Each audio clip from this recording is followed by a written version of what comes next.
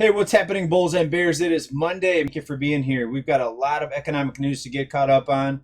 Car loan defaults are increasing over the past few years, and especially over the past year and a half with the big surge in vehicle prices. We saw this enormous leap and jump in people getting subprime loans. We saw the car dealers lowering the credit scores required to get a loan, and combine that with the car prices being elevated and the wages not keeping up with the cost of living. So people are spending more money on everything else, utilities, insurance, housing, you name it, food. And now they have less money left over to keep on paying these car payments at these high interest rates. Let's take a look at what's happening with car loans, subprime car loans especially. And we got a lot of other news to get into, but let's start right here out of Kelley Blue Book. And yes, subprime car loan defaults rising. And how are they rising? How far and how fast are they rising? In March, 8.5% of subprime borrowers defaulted on their car loans. And folks, this just isn't 30-day lates. These are 60 and 90-day late payments. So the default tsunami is beginning. Now, we've told you that, I've told you that my predictions the second half of June's next month, at the end of June, that's going to be the official first half of the year behind us. And the second half is going to be a doozy. And we see that things are unfolding just like we expected here. And it always starts in the subprime, and then it goes into the prime. And regular folks, even people with good credit scores, are going to have a very difficult time keeping up with these loan payments, with the other costs that people have to pay for.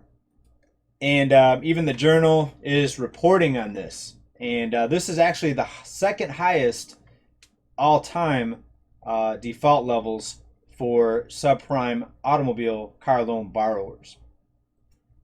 And we're just getting started. It's going to get a lot worse. We're going to see records broken for defaults, bankruptcies, you name it. It's going to get really, really bad. Unless something else comes up, they could have another excuse to shut everything down and to bring in a bunch of rescue programs.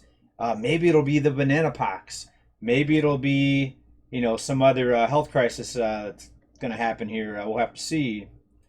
Payments.com. Paycheck to paycheck customers could put brakes on replacing their aging rides. So now with all these people being maxed out on debt, credit, and the rise now in the loans, loan defaults, will this put a brake on a lot of people buying these cars? Maybe we'll start to see some more inventory on the car lots as people get their credit banged up and can no longer qualify for these loans. And combine that with the people that already bought, and now they're already in a deep hole financially with these high interest rates.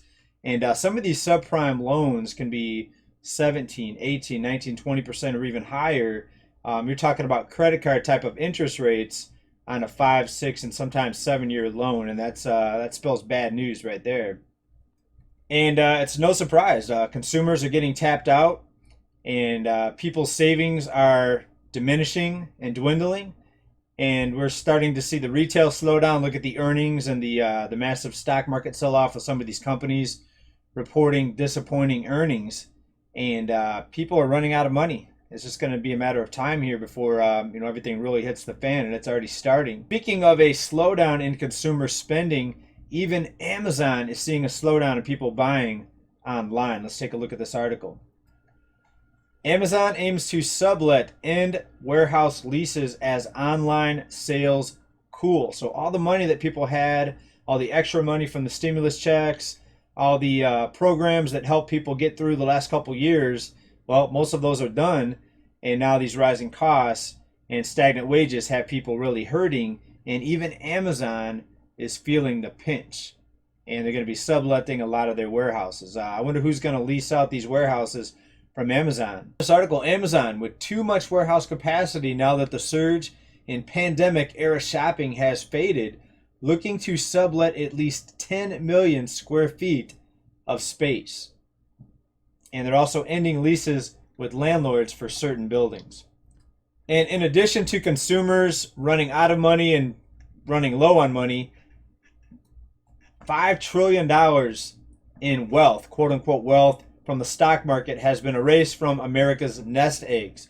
So people, in addition to going broke because of the rising cost of living and stagnant wages, are also seeing their retirement accounts getting decimated, and that's really going to hurt confidence, and that's going to have an even bigger impact here on consumer spending. When confidence fades, spending dwindles even more, and we're going to see things get a lot worse here as we progress into this year. We see right here one of the engineers of the economy here, Jay Powell, and he still says the economy's strong, that excuse me, that the economy can withstand these rising rates, as he is shown here in front of a backdrop of some pretty big red companies in the red here with their stocks below their all-time highs here.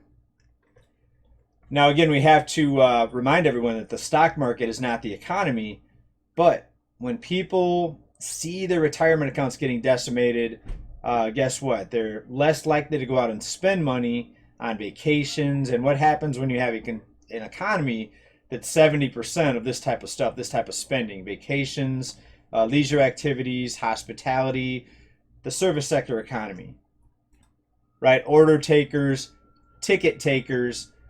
These jobs are going to further vanish. They're going to vanish more quickly, and it's not going to be good.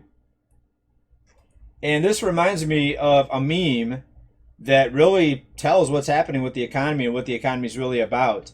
I hate to spend money on shoes and purses, but the economy needs me. Yes, people shopping and running up credit cards and taking on debt. That is the economy. It's pitiful that that's how they calculate the economy. That's called economic growth. When somebody goes out shopping and runs up a bunch of debt, that's considered economic growth. Completely nonsense.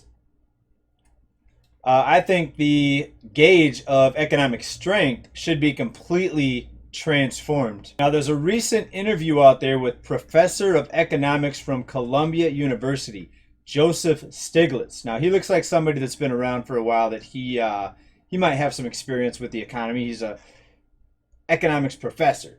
And the words of wisdom that he has for us is that raising interest rates will not fix the inflation problem. And get ready for this, some very wise words. You might want to make notes. He says, raising interest rates will not grow food. Wow. Thank you, Professor of Economics. We needed you to tell us that. So all the experience that he's had, he's able to enlighten us with that fact that raising interest rates will not grow food.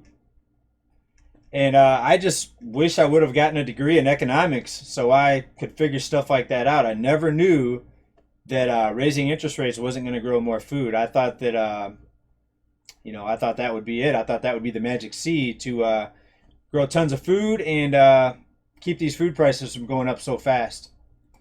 All right, quick report today, everybody. Thanks for being here. What do you think about the car loan defaults? Is it going to be madness at the end of the year? I think we're going to see a default tsunami, a bankruptcy tsunami, but they could shut everything down with the banana virus and throw out a bunch of rescue programs and freeze everything, freeze all loans, freeze foreclosures, freeze rents. What's going to happen? This is madness, but this is the world we live in. There's no normal coming back. The new normal is abnormal. What do you know? What do you let me know down in the comments? What do you think about all this? Please let me know down in the comments. Until then, big love, keep stacking, stay prepared. Bye for now. Peace.